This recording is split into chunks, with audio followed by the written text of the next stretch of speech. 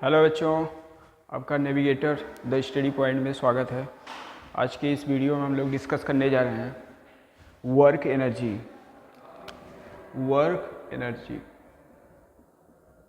And power. Okay, तो इसके previous lecture में हम लोग डिस्कस किए थे न्यूटन्स लॉ ऑफ मोशन से रिलेटेड क्वेश्चन, और उस पर हम लोग क्वेश्चन भी किए थे, डिस्कस हो गया। तो इसके नेक्स्ट चैप्टर हम लोग डिस्कस करने जा रहे हैं work energy okay and power. So first all of इसमें हम लोग समझते हैं वर्क क्या होता है। वर्क, अगर कोई आपसे पूछे वर्क होता है क्या, तो अगर किसी बॉडी को आप फोर्स लगा के डिस्प्लेस कर दिए तो वहाँ पे वर्क हो जाएगा। ओके, तो आप लिख सकते हो इसका statement, displace the body by applying force। Okay, अगर फोर्स लगा के बॉडी को आप डिस्प्लेस कर दिए तो उस केस में क्या होगा, वर्क होगा। तो वर्क डन आपको समझ में आ गया क्या होता है वर्क डन। अब वर्क डन के हम लोग फार्मूला समझते हैं। तो work done is equal to force into displacement. First all हम writing down vector form. Okay, so F dot S, हम लोग डॉट प्रोडक्ट पढ़ चुके हैं। डॉट प्रोडक्ट में क्या होता है, दोनों फोर्स का मल्टीपल इनटू उनके बीच का एंगल थीटा। तो ये आपको मिल गया वर्क डन का फार्मूला। ओके, क्या मिल गया, एफ एस कॉस थीटा। तो डॉट प्रोडक्ट में क्या होता है, कॉस थीटा आता है। Okay, so scalar product. अगर क्वेश्चन में आपको वेक्टर फॉर्म दिया है तो डॉट प्रोडक्ट यूज करेंगे।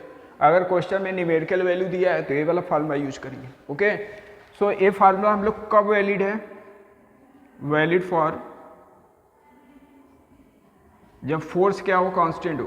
ओके, जब फोर्स कांस्टेंट है तभी ये दोनों फार्मूला हम लोग यूज करेंगे। ओके, सो हम लोग बेसिकली दो केस पढ़ेंगे, जब एक फोर्स कांस्टेंट हो, दूसरा क्या पढ़ेंगे जब फोर्स वेरिएबल हो।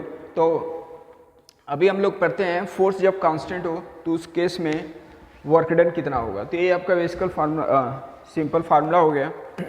अच्छा, वर्क का यूनिट भी समझ लेते हैं हम लोग, unit of work. Okay, work का यूनिट क्या होता है, तो यूनिट बेसिकली हम लोग दो कैटेगरी में डिफाइन करते हैं, एक एमकेएस यूनिट, दूसरा सीजीएस यूनिट।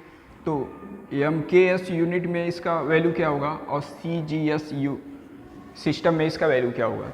एमकेएस यूनिट में वर्क का यूनिट होता है जूल, वर्क का यूनिट जूल। ओके, और सीजीएस यूनिट में, सीजीएस सिस्टम में हम लोग क्या लिखते हैं, अर्ग। सीजीएस सिस्टम में अगर पूछा जाए आपसे कि वर्क का यूनिट क्या होता है तो क्या बताओगे आप, वर्क। और कन्वर्जन भी आपको मालूम होना चाहिए कि एक अर्ग में, वन अर्ग में कितना जूल होता है, 10⁻⁻7 जूल। ओके, सो एक रिलेशन भी आपको मालूम होना चाहिए। अगर क्वेश्चन में सीजीएस यूनिट दे दिया, आपसे पूछ रहा है वर्क डन क्या होगा, तो फर्स्ट ऑल आपको क्या करना पड़ेगा कि एमकेएस यूनिट में कन्वर्ट करना पड़ेगा। तो एमकेएस यूनिट में कन्वर्ट करने के लिए क्या करेंगे, 10⁻7 से डिवाइड करेंगे, तो डिनोमिनेटर में ऊपर जाएगा तो पावर का साइन चेंज हो जाएगा। ओके, सो हम लोग को ये रिजल्ट मिल गया। अब ये देख लेते हैं क्वांटिटी कैसा है। तो वर्क ऑब्वियसली क्या है, स्केलर क्वांटिटी है। तो क्वांटिटी कैसा है वर्क, क्वांटिटी। सो क्वांटिटी कैसा लिखोगे आप, ये दूसरा पॉइंट, पहला पॉइंट था आपका। सो क्वांटिटी कैसा है, स्केलर क्वांटिटी है। ओके, सो हम लोग अभी समझे क्या क्या, अभी फार्मूला उसका पढ़े। तो फार्मूला कब वैलिड है, जब फोर्स कांस्टेंट हो। दूसरा यूनिट, यूनिट में दो यूनिट, सीजीएस यूनिट और एमकेएस यूनिट। एमकेएस यूनिट में वर्क का यूनिट क्या होता है, जूल बताओगे, और वर्ग में सीजीएस में क्या होता है, अर्ग होता है। ओके, सो क्वांटिटी कैसा है, स्केलर क्वांटिटी है। अब हम लोग इससे रिलेटेड क्वेश्चन को डिस्कस करने जा रहे हैं।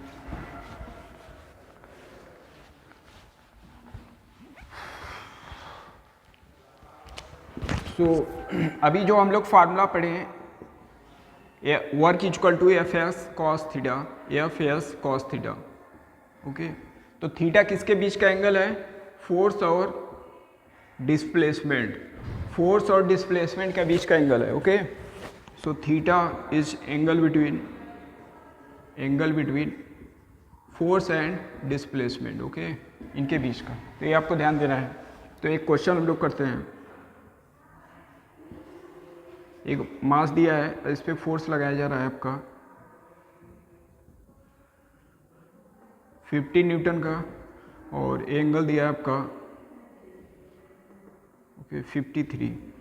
ओके, ये आपको सिचुएशन दे दिया है। तो ये फोर्स लगाने पे हॉरिजॉन्टल डिस्प्लेसमेंट 1 मीटर का किया जा रहा है, 1 metre 50 centimetre. Okay, 50 centimetre displace करने के लिए वर्क डन कितना करना पड़ेगा। ओके, तो ये मैं पॉइंट लिख दे रहा हूँ A to B, work done required to displace the body A to B।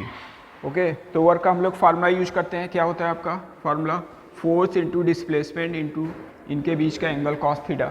Theta किसके बीच का एंगल है, फोर्स और डिस्प्लेसमेंट। ओके, बट यहाँ पे जो एंगल दिया है किसके बीच का एंगल दिया है, यहाँ पे जो आपको एंगल निकालना है फोर्स और डिस्प्लेसमेंट, डिस्प्लेसमेंट ये है आपका और फोर्स ये है, तो आपको एंगल ये निकालना होगा। बहुत स्टूडेंट यहाँ पे क्या करते हैं, थीटा का वैल्यू 53 रख दें, बट गलत हो जाएगा, क्योंकि आपको जो एंगल लेना होता है किसके बीच का, फोर्स और डिस्प्लेसमेंट का। तो यहाँ पे एंगल कितना, टोटल 90 है, 90 में से 53 माइनस किया क्या है, 37 है। सो यहाँ पे आप लिख सकते हो फोर्स का वैल्यू कितना है 50 न्यूटन, और डिस्प्लेसमेंट कितना 50 सेंटीमीटर है, बट आपको किस में लिखना है, always you have to write MKS unit. So MKS unit में क्या करेंगे, 100 से डिवाइड कर देंगे, सेंटीमीटर को अगर मीटर में करवा 100 से डिवाइड, इनटू इनके बीच का एंगल cos 37 लिखना है। ओके, अब सॉल्व कर लेते हैं इसके। तो यहाँ पे इंपॉर्टेंट था आपका एंगल। ओके, सो आपको डायरेक्टली एंगल कोई भी दिया हो तो ऐसे नहीं रखना है, आपको देखना है किसके बीच का एंगल है। सो अब सॉल्व कर लेते हैं, 15 इंटू एक जीरो कैंसिल आउट हो गया, तो 5/10 इंटू cos 37 4/5, 5 हुआ कैंसिल, 5 3 जा 5 2 जा और 2 2 जा, तो आ गया आंसर 6 जूल। ओके, सो ऐसे ही हम लोग क्वेश्चन करेंगे। सो नेक्स्ट क्वेश्चन देखते हैं। सो क्वेश्चन करने के पहले आपका बेसिक जो रूट्स होना चाहिए वो क्लियर होना चाहिए। सो आई होप कि मैं क्लियर कर चुका हूँ। सो आप इस पे क्वेश्चन कर सकते हो। चलो आप वेक्टर फॉर्म पे एक क्वेश्चन कर देखते हैं। फोर्स दिया है आपका 3i cap plus 2j cap plus k cap. Okay, अब यहाँ पे डिस्प्लेसमेंट आपका दिया है i cap minus j cap plus k cap. तो आपसे पूछा है वर्क डन कितना करना होगा। ओके, सो वेक्टर फॉर्म में दिया है तो डायरेक्ट वेक्टर फॉर्म का फार्मूला यूज कर लेते हैं। जैसा क्वेश्चन दिया जाए वैसे ही सॉल्व करेंगे, घबराने की कोई ज़रूरत नहीं, बहुत सिंपल क्वेश्चन है। ठीक है, सो हम लोग वेक्टर फॉर्म दिया है तो वेक्टर वाला फार्मूला यूज करेंगे। क्या होता है वेक्टर, और वेक्टर आप पढ़ ही चुके हो, डॉट प्रोडक्ट। ओके, सो रख दो वैल्यू, एफ का वैल्यू कितना दिया 3i cap plus 2j cap plus k cap, ये हो गया आपका डॉट एफ डॉट प्रोडक्ट। यहाँ पे डॉट आपको लिखना बहुत ज़रूरी है। डिस्प्लेसमेंट दिया है i cap minus j cap plus k cap. Okay, तो डॉट प्रोडक्ट में क्या करते हैं हम लोग, i का i के साथ, j का j के साथ, i डॉट i 1 हो गया। i का कोएफिशिएंट यहाँ पे देखो 3 है, यहाँ पे कोएफिशिएंट क्या है 1 है, 3 multiply 1 it's become 1, 2 it's become 3। Okay, so 2 multiply -1, coefficient क्या पे, कोएफिशिएंट देखो 2 -1, 2 का मल्टीप्लाई -1 में क्या होगा -2। ओके, 1 का मल्टीप्लाई 1 में सो बिकम 1। ठीक है, ये कितना आ गया आंसर आपका 1 + 1, ये आ गया आपका 2 जूल। आंसर आ गया वर्क डन जूल। सो दोनों क्वेश्चन आपको करा दिया वेक्टर फॉर्म और न्यूमेरिकल वैल्यू बेस पर। ओके, और भी क्वेश्चन आपके काफ़ी है, बट अभी क्वेश्चन कुछ और कर लेते हैं हम। दूसरा वेरिएबल फोर्स पे, अब दूसरा फार्मूला यूज कर रहा हूँ, व्हेन द फोर्स कैसा हो, वेरिएबल हो। व्हेन फोर्स कैसा हो, वेरिएबल। अगर फोर्स वेरिएबल है तो उस केस में कौन सा फार्मूला यूज करेंगे, पहले फार्मूला लिखते हैं। वर्क डन इक्वल टू क्या लिखोगे, फोर्स इंटू डिस्प्लेसमेंट। अब यहाँ पे डिस्प्लेसमेंट जो है, जो फोर्स है वो डिस्प्लेसमेंट का फंक्शन होगा। तो ऐसे केस में हम लोग क्या करेंगे, इंटीग्रेट कर देंगे। यहाँ पे लोअर लिमिट, यहाँ पे अपर लिमिट। ये आपका है जब फोर्स क्या है, ये फार्मूला कब यूज करना है, जब फोर्स क्या हो, वेरी कर रहा हो। Okay, here the lower limit, here the upper limit. Suppose that question में बोल रहा है कि एक पार्टिकल को, एक ऑब्जेक्ट को ए प्लेस से दूसरे प्लेस से डिस्प्लेस किया गया, तो ए का इनिशियल आप लोअर लिमिट देखो और जहाँ पे डिस्प्लेस किया जाएगा वो फाइनल लिमिट हो जाएगा। ओके, सो ये फार्मूला का वैल्यू है वैलिड है जब आपका फोर्स कैसा हो, वेरिएबल हो। ओके, अब इसमें दूसरा एक फॉर्म देख लेते हैं। एक और फॉर्म आपसे पूछता है जब फोर्स कैसा हो, वेक्टर फॉर्म और वेरिएबल हो, दोनों केस। सो फोर्स हो गया और ds। Okay, so variable form हो गया। अगर आपको वेक्टर फॉर्म में दिया है, वेक्टर फॉर्म में फोर्स दिया है और वेरिएबल है, तो ये वाला फार्मूला यूज करेंगे। नहीं दिया है तो उसके पहले वाला वही वाला फार्मूला यूज करके निकालेंगे। चलो अब क्वेश्चन हम लोग करते हैं इस पे। सो आपको क्वेश्चन ये दिया है कि फोर्स F वेक्टर फॉर्म दिया है 3axi cap plus 2j cap plus 5zk cap. Okay, ये आपको फोर्स दिया है और work done required to displace the body from point A का आपको कोऑर्डिनेट दिया है 0, 1 metre, 2 metre to the point B का कोऑर्डिनेट दिया है 1 मीटर, 2 मीटर, 3 मीटर। ओके, ये आपको कोऑर्डिनेट दिया है, फोर्स आपको दे दिया है और डिस्प्लेसमेंट जो बॉडी को किया जा रहा है ए पॉइंट से बी पॉइंट तक किया जा रहा है, तो ऐसे में वर्क डन कितना होगा। ओके, चलो अब ट्राई करते हैं हम लोग। ओके, चलो अब देखते हैं कौन सा फार्मूला पहले यूज करना पड़ेगा, ये कंफर्म कर लो। तो वेक्टर फॉर्म दिया है तो वेक्टर वाला फार्मूला जिंदाबाद है। W इक्वल टू क्या लिखोगे, इंटीग्रेशन लिख दो F वेक्टर ds। ओके, रख दो value, lower limit upper limit है। चलो F का वैल्यू रखते हैं तो 3xi। अच्छा, ये आपको समझना होगा फोर्स कैसा है, फोर्स वेरिएबल समझ रहे हो, x का यहाँ पे फंक्शन है इसलिए वेरिएबल हो गया। अगर न्यूमेरिकल वैल्यू होता तो कांस्टेंट हो जाता, तो यहाँ पे वेरिएबल है तो इसलिए ये यूज किया जा रहा है। और रखो value 2j cap plus 5zk cap. Okay, so ये हो गया आपका F हो गया। इनटू क्या करेंगे, डॉट प्रोडक्ट ds का वैल्यू अभी आपको बताया था वेक्टर फॉर्म में कितना होता है, dxi cap dy j cap plus dz k cap. Okay, ये आपको ये दे दिया। चलो अब डॉट प्रोडक्ट करते हैं। अब लिमिट भी अभी हम रख सकते हो, अभी पुट कर सकते हो, नहीं बाद में भी। ओके, अब डॉट प्रोडक्ट करते हैं तो डॉट में क्या होता है, i का i के साथ, तो क्या मिल गया 3x dx इंटीग्रेशन। अब समझना है अब ए, ठीक है, जो भी अब मैं इंटीग्रेशन को ब्रेक कर रहा हूँ, ठीक है, इंटीग्रेशन को ब्रैकेट के साथ मल्टीप्लाई कर रहा हूँ।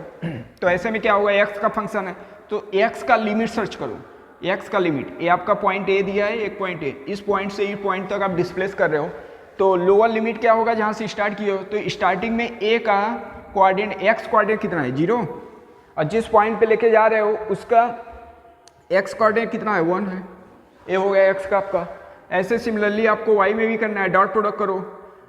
सो यहाँ पे क्या मिला, कोएफिशिएंट देखो, j का कोएफिशिएंट 2 है, यहाँ पे j का कोएफिशिएंट dy, तो 2 dy इंटीग्रेशन कहाँ से कहाँ तक रख दो। y का कोऑर्डिनेट देखो, तो y का कोऑर्डिनेट आपको क्या मिल रहा है 1 मीटर से कहाँ तक 2 मीटर तक। ओके, फिर सिमिलरली ऐसे z में मल्टीप्लाई करो तो क्या मिलेगा आपको 5z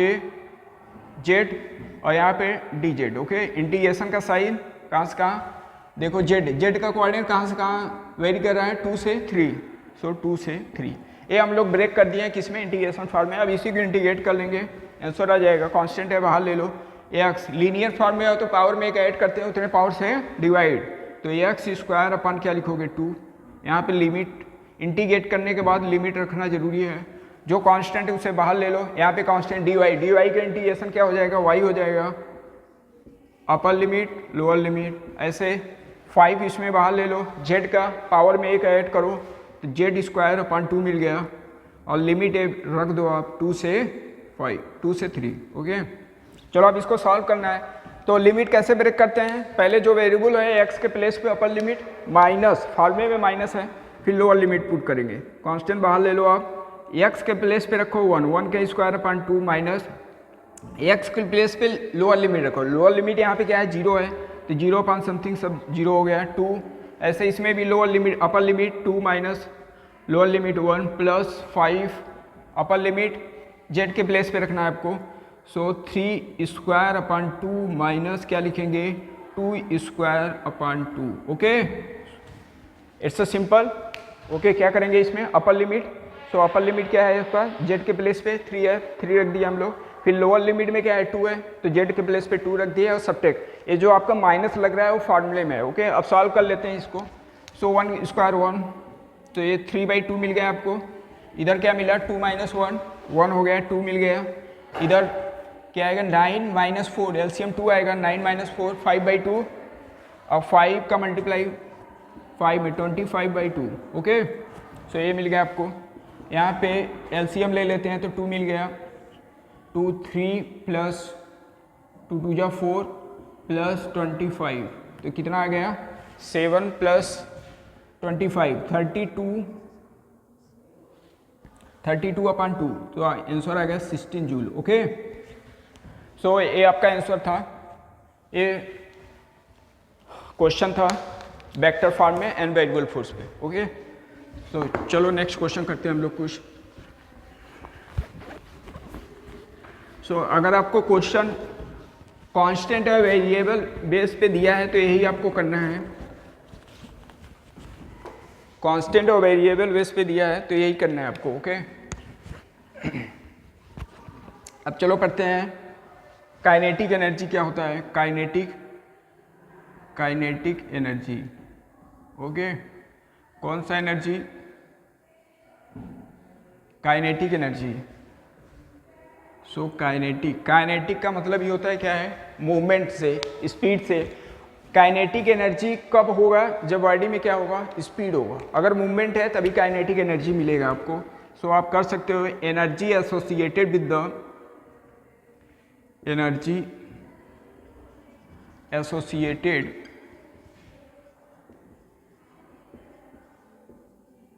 with speed.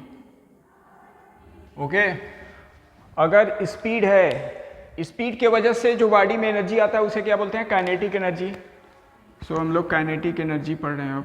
Mass M है, वेलोसिटी इसका v है। सो काइनेटिक एनर्जी आपको मिलेगा 12 mv²। ओके, जिस समय का आपको काइनेटिक एनर्जी पूछ रहा है उसी समय का ये वेलोसिटी रखना है आपको। ओके, चलो कुछ इस पे भी क्वेश्चन हम लोग कर लेते हैं। सो क्वेश्चन इस पे भी कुछ डिस्कस कर रहे हैं हम लोग। सपोज दैट एक ऑब्जेक्ट दिया है, इस पे फोर्स लगा है, ये आपका 2 kg का है, फोर्स लगा है आपका 3 न्यूटन का। ओके, अभी रेस्ट में है बॉडी, इनिशियली रेस्ट में है। सो आपसे पूछ रहा है kinetic energy of the body after 2 second. 2 second के बाद इस बॉडी में काइनेटिक एनर्जी क्या होगा। तो आपको बताया जो फार्मूले में काइनेटिक एनर्जी 12 mv² है। वेलोसिटी किस समय का ले रहा है, जिस समय का आपसे क्वेश्चन में पूछा जाए। तो 2 सेकेंड के बाद आपसे पूछा है तो 2 सेकेंड के बाद हम लोग उसका क्या निकाल लेते हैं, वेलोसिटी निकाल लेते हैं। ओके, सो यहाँ पे अब मोशन कैसा होगा, यहाँ पर बॉडी में फोर्स लग गया तो एक्सेलरेट करेगा, एक्सेलरेशन आएगा, एक्सेलरेशन आ गया तो इसका मतलब हम लोग मोशन के इक्वेशन से सब कुछ निकालेंगे, वेलोसिटी कुछ भी। ठीक है, तो यहाँ पे मोशन कैसा हो रहा है, एक्सेलरेटेड। सो हम लोग इसका एक्सेलरेशन निकाल लेते हैं। तो एक्सेलरेशन के लिए आपको मालूम है नेट फोर्स अपन क्या होता है, टोटल मास। तो नेट फोर्स कितना लग रहा है इस पर 3 न्यूटन, और इसका मास कितना दिया है 2 दिया है, तो एक्सेलरेशन आ गया कितना 3/2 मीटर/सेकेंड²। ये आपको मिल गया क्या है, एक्सेलरेशन है। अब एक्सेलरेशन अगर मिल गया तो आप मोशन की इक्वेशन से वेलोसिटी निकाल सकते हो। तो velocity = first equation a + u + at। Initial velocity 0 है और एक्सेलरेशन आपको मिल गया 3/2। टाइम कितने सेकेंड के बाद पूछा है, 2 सेकेंड के बाद। तो आपको वेलोसिटी मिल गया 3 मीटर/सेकेंड। ओके, अब इसी में रख देते हैं। बहुत सिंपल ऐसे क्वेश्चन है, जो जैसे बोला जाए वैसे करते चले जाओ। और काइनेटिक एनर्जी आपको निकालना है तो क्या लिखोगे, 12 mv²। सो वेलोसिटी कब का, जिस समय का पूछा है। ठीक है, सो 12 मास कितना दिया है 2 दिया है, और वेलोसिटी कितना दिया है 3 दिया है, 3 का स्क्वायर, ओके। सो कितना आ गया आपका 9 जूल आ गया, ओके। सो काइनेटिक बेस पे ऐसे ही क्वेश्चन कर लेंगे। अब इसके बाद हम लोग करते हैं kinetic energy and linear momentum में relation. Kinetic energy and linear momentum में रिलेशन, ओके। सो रिलेशन हम लोग पढ़ते हैं काइनेटिक एनर्जी और लीनियर मोमेंट। लीनियर मोमेंटम को P से रिप्रेजेंट करते हैं, काइनेटिक एनर्जी को KE से। तो इसमें रिलेशन हम लोग देखते हैं। सो रिलेशन बिटवीन, ओके। अब चलो इसमें रखते हैं पहले काइनेटिक एनर्जी क्या होता है। काइनेटिक एनर्जी को KCE में लिख रहा हूँ। काइनेटिक एनर्जी क्या लिखोगे, 12mv², ओके। और लीनियर मोमेंटम क्या होता है आपका, P = mv। इसको रिप्लेस करते हैं इसमें। इस डेटा को काइनेटिक एनर्जी को मैं मोमेंटम के टर्म में लिखना चाह रहा हूँ, 12m से ऊपर नीचे मल्टीप्लाई करके ऐसा मैं बना दिया इसको, अपान में मास, ओके। ये हो गया आपका मोमेंटम। तो P² अपान क्या मिल गया, 2m। सो ये रिलेशन बहुत ही इंपॉर्टेंट है। इससे एसोसिएटेड जो क्वेश्चन बनते हैं बहुत बनते हैं, कंपटीशन बहुत इससे क्वेश्चन पूछता है, ओके। सो ये आपके यूनिट डायमेंशन में भी कई क्वेश्चन मिल जाते हैं कि इतना % इंक्रीज किया जाए तो काइनेटिक एनर्जी में कितना एरर में डिक्रीजमेंट होगा। काइनेटिक्स में आपको मिल जाएगा, रोटेशन में मिलते हैं। तो इससे एसोसिएटेड बहुत क्वेश्चन आपको 12th में आपको मिलते हैं इससे रिलेटेड। चलो अब इससे रिलेटेड कुछ क्वेश्चन हम लोग करते हैं, समझते हैं क्या है। क्वेश्चन ऐसे अगर पूछ दिया जा रहा है, अगर मोमेंटम डबल हो गया तो उस केस में काइनेटिक एनर्जी क्या होगा। सो स्क्वायर लगा है तो मोमेंटम अगर डबल हो गया तो जैसे बोल रहा है वैसे कर दो, डबल बोल रहा है तो डबल कर दिया, तो इसका स्क्वायरिंग, तो मोमेंटम क्या हो जाएगा, 4 टाइम्स हो जाएगा, ओके। सो ऐसे ही क्वेश्चन बनते हैं। अगर बोला जाए कि मोमेंटम आपका 3 टाइम्स हो गया तो यहाँ पे 3 रख देना, 3 का स्क्वायर 9 टाइम्स हो जाएगा। सो ऐसे ही क्वेश्चन बना लेंगे। अब एक क्वेश्चन मैं दे रहा हूँ, क्वेश्चन ये है, if momentum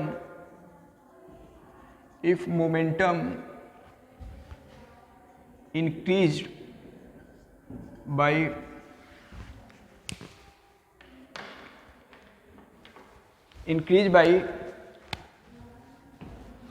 10%, increase by 10%, 20%, okay, 20%, then change in kinetic energy. Change in the kinetic energy क्या होगा। बहुत इंपॉर्टेंट क्वेश्चन है ये। इस क्वेश्चन से आप कंसेप्ट क्लियर करो, ओके। ऐसे इससे एसोसिएटेड जो क्वेश्चन अभी मैं दे रहा हूँ उस बेस पे कंपटीशन आपके NTA बहुत क्वेश्चन पूछते हैं, तो इससे कंसेप्ट क्लियर कर लो क्या है। बेसिकली क्या है, सिंप्लीफिकेशन हो रहा है, ठीक है। सो चलो जैसे बोल रहा है वैसे कर लो आप, ठीक है। लेट कर लिया कि स्टार्टिंग में काइनेटिक एनर्जी K है और उसका लीनियर मोमेंटम क्या है, P है, ओके। काइनेटिक एनर्जी K है और लीनियर मोमेंटम क्या है, P है। तो ऐसे में आपको रिलेशन क्या मिलेगा, K = P²/2m, okay. K = P²/2m। अब दूसरा स्टेटमेंट क्या बोल रहा है, जैसे बोलो ऐसे लिखो। 20% क्या किया, मोमेंटम इंक्रीज कर दिया। तो अभी मोमेंटम क्या था, P। अब क्या किया, ये P का कितना % इंक्रीज किया, 20%। तो 20% को जब रिमूव करोगे तो क्या 100 से डिवाइड करते हैं, और किसका 20% निकाल रहे हो, ऐसे लिख लो यार, क्योंकि यहाँ पे परसेंटेज में बहुत स्टूडेंट क्या करते हैं, कंफ्यूज होते हैं। 20% ऑफ P, ओके। अब यहाँ पे लेट कर लिया, क्या है, काइनेटिक एनर्जी क्या हो गया, K' हो गया। अब इसको सॉल्व करते हैं तो P + 20, जब परसेंटेज को रिमूव करते हैं तो 100 से डिवाइड, इनटू ऑफ का मतलब PS है, समझ, ठीक है। तो कितना टाइम्स चला गया, 5 टाइम्स। तो कितना आ गया, 6p/5 हो गया, ओके। 6p/5 हो गया मोमेंटम। अब काइनेटिक एनर्जी लेट कर लिया, K' है, तो K' = आपको क्या मिल गया, K'। अब फार्मूला यूज करते हैं, क्या था, P²/2m। P के प्लेस पे रखो आप, तो 6p/5 का स्क्वायर, ओके। अपान में मास में 2m, तो एज इट इज रहेगा। अब अच्छा, क्वेश्चन में आपसे क्या पूछा है, change in the kinetic energy. कहीं क्वेश्चन ऐसे आए, change in the kinetic energy या इंक्रीज इन काइनेटिक एनर्जी, में भी और भी क्वांटिटी हो सकता है, और डिक्रीज इन काइनेटिक एनर्जी, ऐसे कहीं स्टेटमेंट आ रहा है परसेंटेज में, okay. Change in percentage in kinetic है, आपको परसेंटेज भी यहाँ पे लिखना है। Change in the percentage in kinetic है, increase decrease in the percentage में पूछ रहा हो तो उसका मैं वेस्ट आपको फार्मूला एक बता रहा हूँ। कहीं सपोज दैट परसेंटेज का प्रॉब्लम थोड़ा आ रहा है यहाँ पर, कोई नंबर ए से बी हो गया, कोई नंबर ए से बी हो गया, तो चेंज इन द परसेंटेज क्या हुआ, तो ऐसे में क्या लिखते हैं, ऊपर लिखते हैं डिफरेंस और नीचे इनिशियल वैल्यू, कौन सा value, initial value, okay, initial value into 100 कर देते हैं परसेंटेज।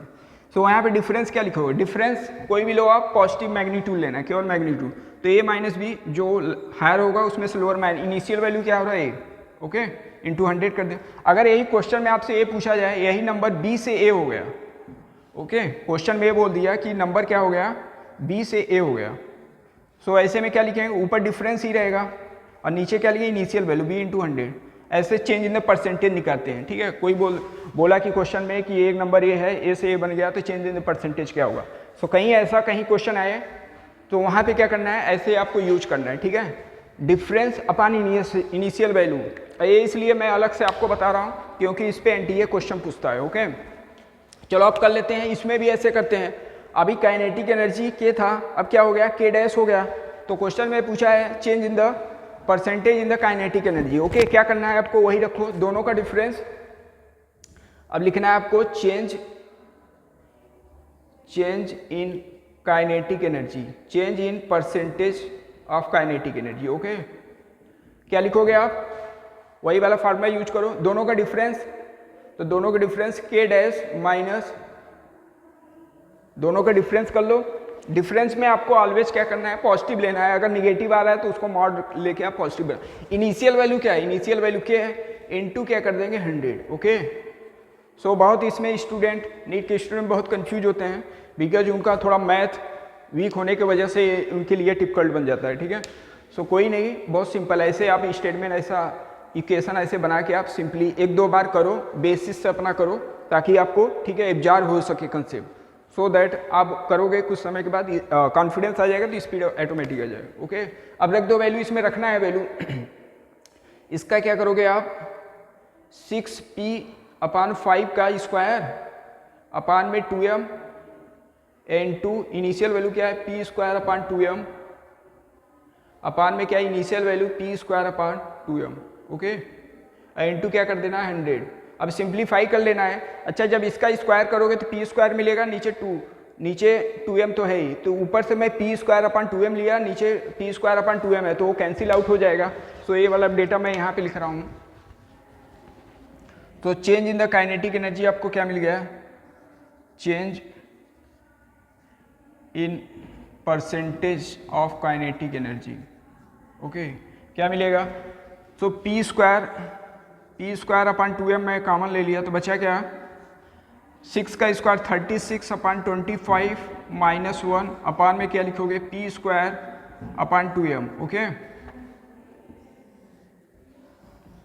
इंटू 100। सो कैंसिल आउट हो गया, क्या मिला आपको, 36 माइनस 25 अपान 25 इंटू 100, ओके। से 4 टाइम्स गया और इधर कितना आ गया, 4 6 11, तो कितना आ गया, 44% क्या हो जाएगा, इंक्रीज कर जाएगा। आई होप कि ये आपका परसेंटेज वाला कंसेप्ट क्लियर हुआ। इसको एक बार आप पॉज करके अब बाकायदे देख लेना, अगर कोई डाउट होगा तो आप पूछ सकते हैं इसको।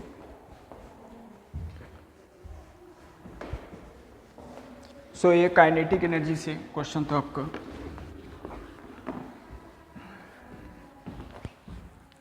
ओके, अब पोटेंशियल एनर्जी हम लोग देखते हैं क्या होता है इसमें। पोटेंशियल एनर्जी एक ही क्वेश्चन इस पे करा है, वो इनफ है समझने के लिए। पोटेंशियल एनर्जी लिखते हैं, पोटेंशियल एनर्जी,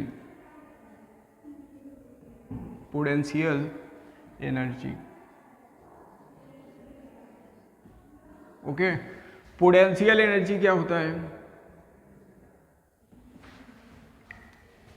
तो पोटेंशियल एनर्जी बेसिकली किसके वजह से आता है ये समझ लो, ड्यू टू पोजीशन। किसके वजह से आता है potential energy, due to the position, due to position. Position के वजह से जो एनर्जी इसमें आया उसे क्या बोलेंगे, potential energy, okay. Due to deformation, due to deformation, due to deformation, okay. Deformation under the elastic limit. So ये सब आपके स्टेटमेंट इसका। ओके, अब इसमें हम लोग बहुत टाइप के आपके पोटेंशियल एनर्जी पढ़ेंगे, ग्रेविटेशनल पोटेंशियल एनर्जी, स्प्रिंग में एनर्जी, सो आपके एनर्जी हैं। सो इसमें हम लोग पहले पढ़ते हैं कौन सा, gravitational potential energy. Gravitational potential energy, gravitational potential energy किसके वजह से आएगा। सो फ्रेंड्स, इसके आगे के जो टॉपिक है ग्रेविटेशनल पोटेंशियल एनर्जी और नेक्स्ट लेक्चर में हम लोग करें। सो आज के लेक्चर में हम लोग क्या पढ़ें, वर्क से रिलेटेड, वर्क दो केस में, एक जब फोर्स कांस्टेंट हो, दूसरा फोर्स वेरिएबल हो, और दूसरा क्या पढ़े, काइनेटिक एनर्जी। काइनेटिक एनर्जी के दो फार्मूला पढ़े, हाफ mv², दूसरा p²/2m, और ये आपका था पोटेंशियल एनर्जी। सो पोटेंशियल में हम लोग नेक्स्ट लेक्चर में डिस्कस करेंगे ग्रेविटेशनल पोटेंशियल एनर्जी, वो आपका नेक्स्ट लेक्चर में होगा। तब तक के लिए धन्यवाद।